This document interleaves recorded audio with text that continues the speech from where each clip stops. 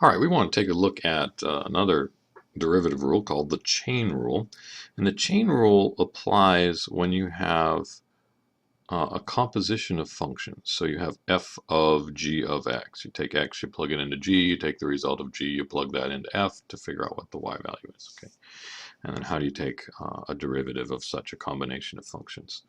Um, well, in the previous video, um, we looked at y equals the sine of 2x. And I took the derivative by realizing that I could write this using a trig identity as 2 sine x cosine x. This function has, it's not just sine of x, it's the sine of something else, and that something else is like the g of x. G of x here is 2 times x, and the f is the sine of whatever you plug in, right? By rewriting it this way, we have just x's plugged into our two functions, and we recognize that as a product, and we took the derivative as um,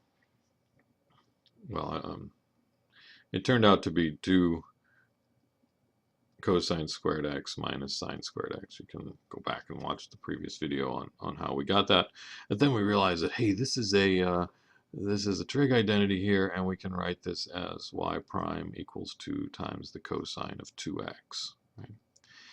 And I look at this and I say, look at what happened here, that I had a sine of 2x, and the derivative is the cosine of 2x. I mean, the derivative of sine of x is the cosine of x. Doesn't it make sense that the derivative of sine of 2x should be the cosine of 2x?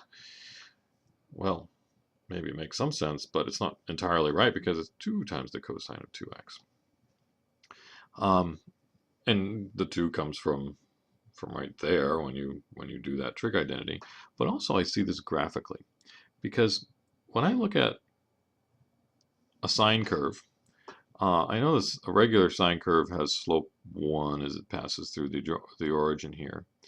But a sine of 2x, the graph of the sine curve is being squeezed in the x direction by a factor of 2.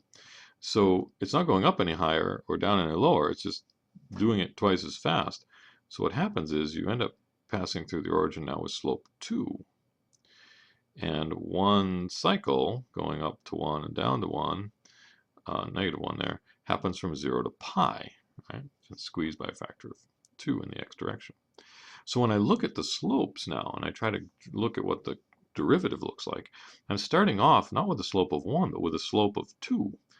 That is, the slope here is 2, so my derivative is going to have a y value of 2. Right here, the slope is 0, so the derivative is equal to 0. Here, the slope is negative 2, so my derivative value is negative 2. Here, the slope is 0, and here the slope is 2 again, right? And so we've got this big old cosine curve, but it's amplitude 2 cosine now.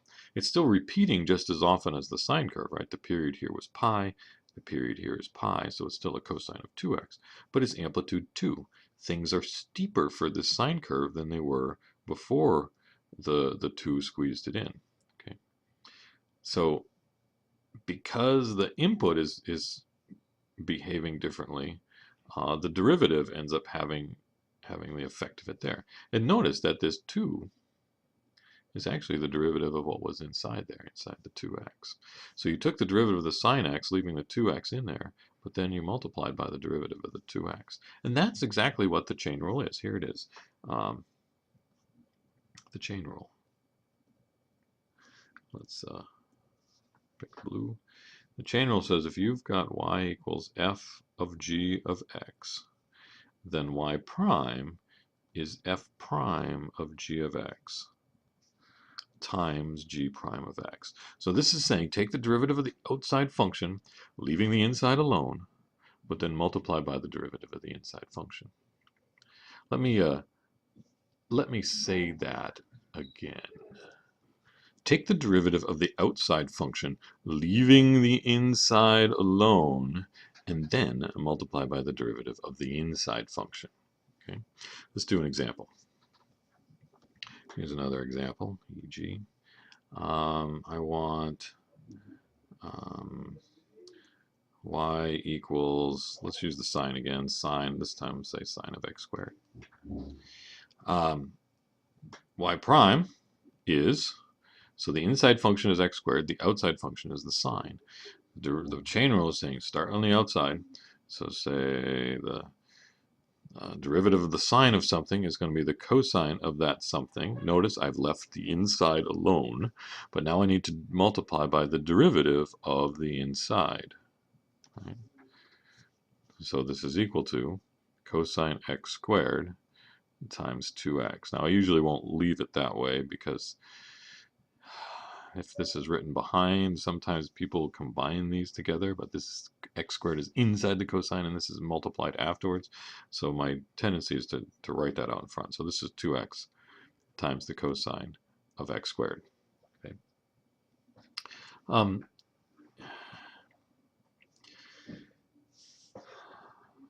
Yeah. Derivative of the outside function, leaving the inside alone, times the derivative of the inside function. All right. I want to look at this from another point of view as well, and that is using Leibniz notation. So if we've got y equals f of g, of x, I want to think of this as y equals f of some function, some variable u, where u, not y, where u is equal to g of x. So if you tell me a value of x, I can calculate u, and then knowing u, I can plug it in and calculate y. Okay. Now, y you can think of as a function of either of two variables. Either y is a function of u, which is just this simple function here, just plug it into f and get y, or it's a function of x, and you go through the procedure we just said. Calculate, plug the x in, calculate u, plug the u in, calculate y. So y is a function of two different variables. And so y has two different derivatives. Y has a derivative with respect to x, and y has a derivative with respect to u. Now they're not equal to each other because they're different functions here. But they're related to each other in the following way. Because if you think of these as fractions, how do I turn a dy du into a dy dx? Well, if I multiply by du dx, then it looks like the du's cancel out and those things should be equal to each other. In fact, this is exactly the way it works. This is the derivative of the f, the outside function, and this is the derivative of u, which is the inside function. So let me give you an example of that and show you how we can make that work. I'm going to do a very similar one to the last one. We did sine of x squared. This time I want to do sine squared of x. Right? Sine squared of x literally means take the sine of x and then square the result, right? That is, if I write it this way, then I can see more clearly what the inside function is, sine x, and what the outside function is, squared. And so I'm thinking of this way. I'm thinking of y equals u squared, where u is equal to sine x. Right? What's dy du? What's the derivative of u squared? Well, it's 2 times u. What's the derivative of u with respect to x? What's the derivative of sine x? Well, it's cosine x. Right? Notice now that dy dx is dy du times du dx. That is the derivative of y with respect to the first variable times the derivative of that first variable with respect to the second variable. And so dy du is 2u, and then du dx is cosine x.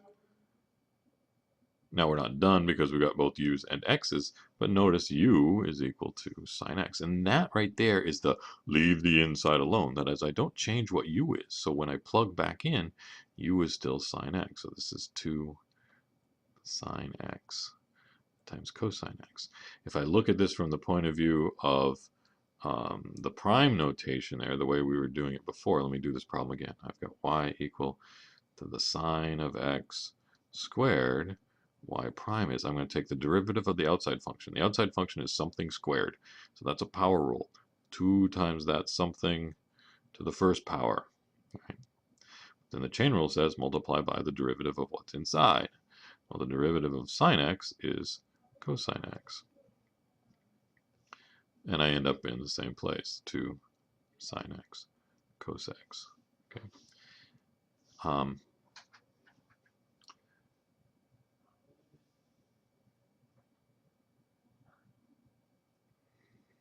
Yes. Let's try one more example here. If I have something like y equals the square root of 3x squared plus 4, I can think of this as 3x squared plus 4 to the half power. So this is something inside of a half power. If I were to take a value of x and plug it in to figure out what y is, I'd have to square it, I'd have to multiply by 3, I'd have to add 4, and then I'd have to take a square root. The last thing I did is take a square root. So the first rule, derivative rule I'm going to use is how do you take the derivative of the square root of something? Well, that's a power rule. That's 1/2 of that something. Oops. Don't mess with the stuff inside. So all I've done so far is the power rule. The half came out in front. I have the same thing on the inside raised to the minus 1/2. But now the chain rule says that wasn't just an x in there. There was something else in there.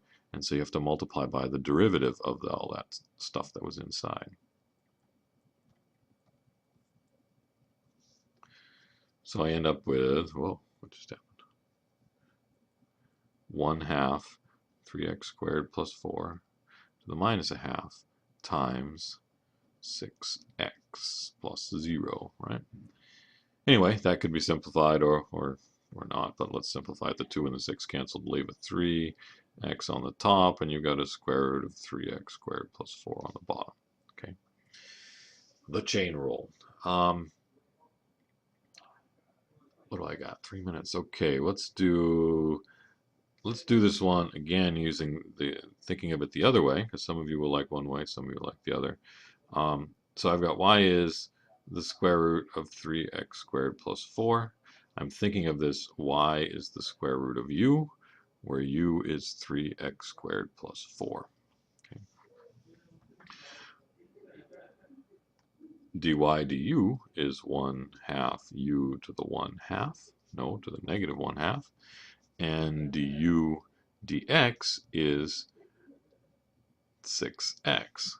So if I multiply these together, I should get dy dx is the product of dy du and du dx. So this is 1/2 u to the minus 1/2 times 6x. And just like before, the u is sitting here. I've got to substitute back in, and the u is still what it used to be, so I haven't changed what the inside function is, right? So this is 1/2 3x squared plus 4 to the minus 1/2 times 6x, and I'm back to where I was right there. Okay. Take the derivative of the outside function, leaving the inside alone, and then multiply by the derivative of the inside function. That's the chain rule. That is any time you have one function buried inside of another. Okay. One last issue. Actually, the chain rule always applies. Even if you had something like this, just, how about y equals, the square root of x. Heck, that's x to the 1/2 power, right?